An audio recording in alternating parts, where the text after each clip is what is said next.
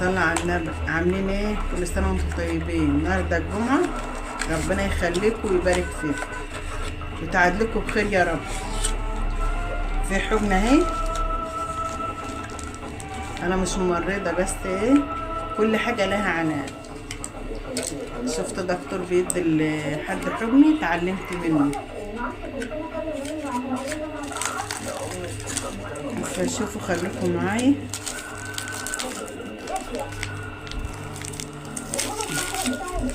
دي حجنه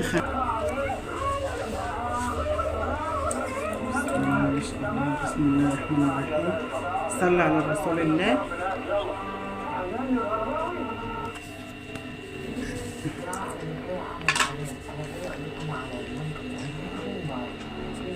الماء هنا يقلب،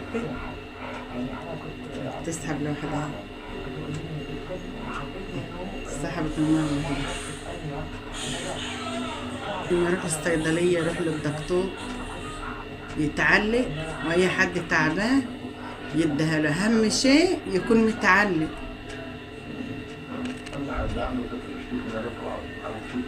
عضل وريد على حسب ما هو ايه يتعلم، مش اي حد.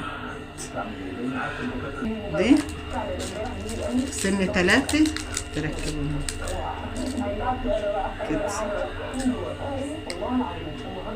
تخلعي ده كده، ده عشان بيبقى تخن شوية. بتاع سن 5 وسن 3 تاخده اهو، تحطه هنا. هقوم ايه، ده ربنا يشفي امراضنا وامراض المسلمين جميعا.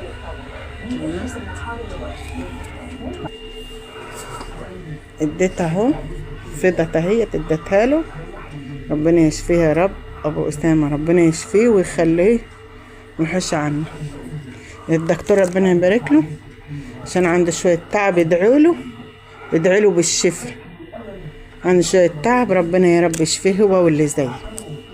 فانا اتعلمت من 20 سنه، عشان كنا بندوخه حد يديله ايه بتاع حجنه، وندوخه ناس يجيله شلة التعب الساعه 4 الفجر، تعب كله، ولازم التعب اللي عنده ما يروحش الا بايه حجنه.